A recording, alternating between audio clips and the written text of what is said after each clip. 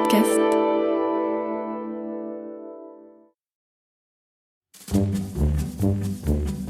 Histoire d'animaux. Les coraux, une forêt vivante sous la mer.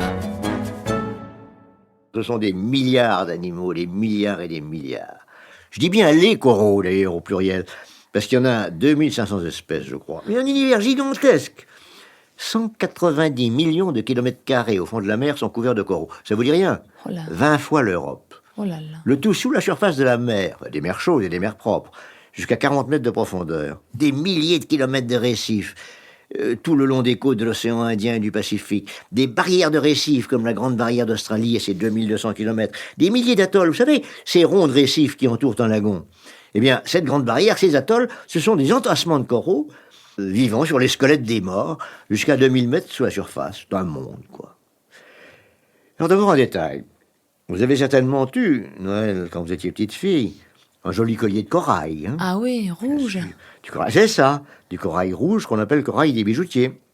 Et bien ce corail-là, c'est pas un corail fabricant de récifs, non. C'est le Corallium rubium de Méditerranée, qui est construit intimement sur une base de 8 rayons, alors que les vrais coraux, ceux qui fabriquent les récifs, sont construits sur des bases de 6, 12, 18 ou 24 rayons. C'est compliqué, mais c'est comme ça. Alors d'abord, pour vous donner une idée de ce qu'est actuellement cet univers, il faut que vous sachiez qu'il y a sous l'eau, mais de véritables forêts de coraux, des massifs, des labyrinthes de coraux, mais si grands, mon frère me l'a raconté une fois, qu'un jour, en mer Rouge, un boutreau, vous savez, c'est un petit bateau de pêche, poursuivi par des pirates, leur a échappé en se glissant dans l'inextricable enchevêtrement des chenaux dans ces labyrinthes de coraux.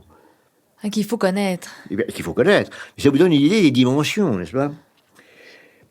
Alors d'abord, comment est-ce que tout ça a commencé ? Ça s'est passé il y a 400 millions d'années, quand toutes les mers du globe étaient chaudes, et ça se passe encore aujourd'hui d'ailleurs, quand on est un banc de coraux dans nos mers, autour de 25 de latitude, et dans une eau à plus de 18 degrés.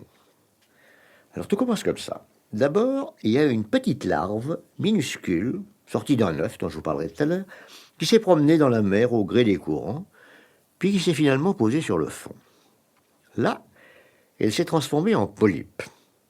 Et puis, sur son côté de petit polype, un petit renflement est apparu, un bourgeon si vous voulez. Ce bourgeon s'est développé, une petite bouche est apparue à son bout, entourée d'une couronne de tentacules. Le bourgeon a grandi, il est devenu aussi grand que la larve de tout à l'heure et il y est resté collé.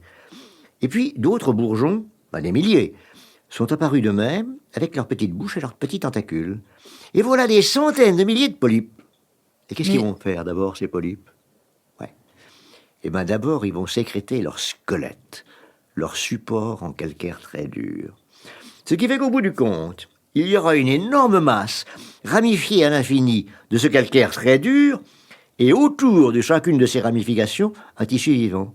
Le tout s'appelle corail, mais la bête, c'est ce tissu vivant avec ses centaines de milliers de bouches, derrière lesquelles il y a des estomacs, et tout ce monde-là va se nourrir ensemble. Donc le corail, c'est l'os. Le corail, c'est un peu comme notre squelette, mais le corail, c'est l'ensemble. Alors, comment est-ce que ça fait pour se nourrir ? Alors, c'est ça ce qui fait que c'est un animal. Je vous parlais de ces petites tentacules du premier bourgeon. Tous les autres en ont aussi. Et ces tentacules portent des piquants empoisonnés, des piquants qui sécrètent un poison qui paralyse les petites bêtes qui passent à leur portée et qui les pousse vers la bouche.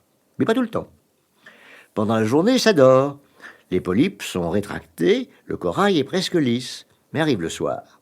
À ce moment-là, le plancton, vous savez, ces milliards d'animalcules qu'on ne voit qu'au microscope. Ouais. Le plancton monte du fond de la mer vers la surface, et à ce moment-là, les centaines de milliers de petites bouches dont je vous parlais tout à l'heure se mettent à avaler de l'eau. Alors les polypes s'enflent, ils s'épanouissent à la surface, et des centaines de millions de tentacules empoisonnés forment un amoncellement de bouches prêtes à avaler leur proie. La masse de corail, qui paraissait inerte tout à l'heure, devient un immense piège qui menace tous les animaux qui passent près d'eux. Les petits, bien sûr. Si vous voulez, ça fonctionne un peu comme une anémone de mer au point de vue nourriture. C'est fabuleux. Seulement, pour bien vous rendre compte, il faut se mettre à la vraie dimension de ces êtres. Ce sont des forêts, ces coraux. Des forêts avec leurs arbres de corail qui vivent sur des montagnes, les squelettes de coraux morts depuis 400 millions d'années. Et dans ces forêts, alors vivent des foules de gens bizarres. des poissons mangeurs de corail, par exemple. Oui, les poissons perroquets. Ils ont des couleurs stupéfiantes, du bleu, du rouge, de l'orange, puis une sorte de bec à la bouche. Un bec avec lequel ils broutent le corail, tout le corail, squelette calcaire compris, qu'ils digèrent et restituent sous la forme d'une poutre de calcaire. Et puis des milliards de poissons multicolores. Et puis il y a des murènes dans les trous, puis il y a des gros permérous qui se promènent. C'est un univers. Il est de quelle couleur le corail? De toutes les couleurs. C'est ça qui est vertigineux. Vous avez des espèces de... Enfin, je me rappelle mes souvenirs à Akaba, je me rappelle des fougères géantes rouges, et puis des espèces d'épis bleus. C'était multicolore, c'était un flamboiement de couleurs. Et puis alors là-dedans, il y a aussi des végétaux minuscules. Les zooxanthelles, dont on ne sait pas très bien ce qu'ils font là. Les savants se chamaillent à ce sujet.